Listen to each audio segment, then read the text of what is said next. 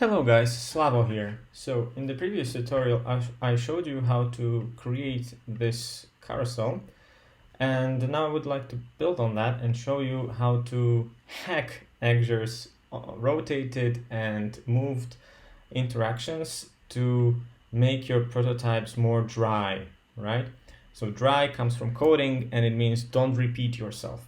So now I have this carousel and it reacts to the swipe. So swipe left, swipe right, but I can also click on the right or tap on left and it moves.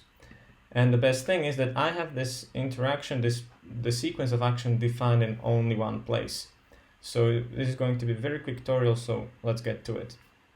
We begin where we left off last time, so we have the working carousel. We see on the dynamic panel there are interactions, swipe left and swipe right, and there's the sequence of actions to move the tiles and move the selected indicator here. So now we want to make it so that when we tap on the left tile or on the right tile, it does the same, basically. So what we need to do first, so we need to add a hotspot, right?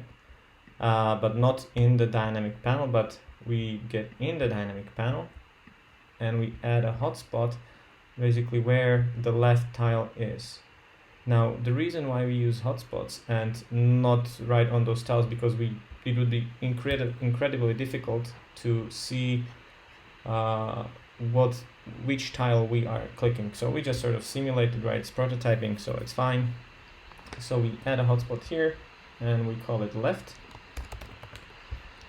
and then we duplicate it and call it right.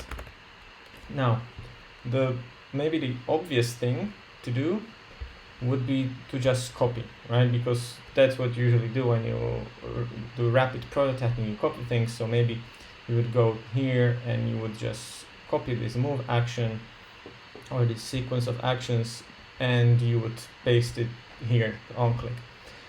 The disadvantage, so let's say that we do it. So we copy this move, so on swipe left, and that would be on here. So let's paste it to click or tap. So now if we preview this, I mean, it works, right? I click or tap and it goes there.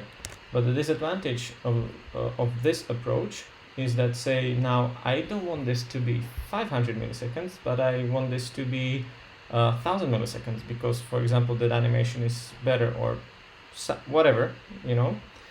Now I have to change it in two places. I have to remember that it's in here, and then I have to go here and change it here as well. And that is just bound to create mistakes. So in order to avoid that, there is a simple hack in Axure, and it needs to be a hack because Axure doesn't allow us to define functions or custom functions on widgets, which I hope they enable at some point. And so what we do is that we take this swipe left and we copy it, but instead of pasting it on the hotspot, we create new interaction and we say, okay, when this is rotated, when this dynamic panel is rotated, you do the moving. Now the reason why we can do this is because that we never actually rotate the dynamic panel. So this is the only reason why it works, right? So that this interaction will never be triggered unless we trigger it ourselves, right? So then we can just say on swipe left we delete this and we say rotate this widget, right? So the dynamic panel, and we rotate it by 0. Like, that's fine, you don't have to actually rotate it. It is just that you have to trigger the interaction, right? So we rotate it by 0 and that does this. Similarly, we can use the moved interaction, right? So we copy this and we say when the dynamic panel is moved, you do this. And so in here we delete and we say move this widget by 0, 0, right? So we don't actually move it, it just triggered it. So now when we preview, it still works. Good.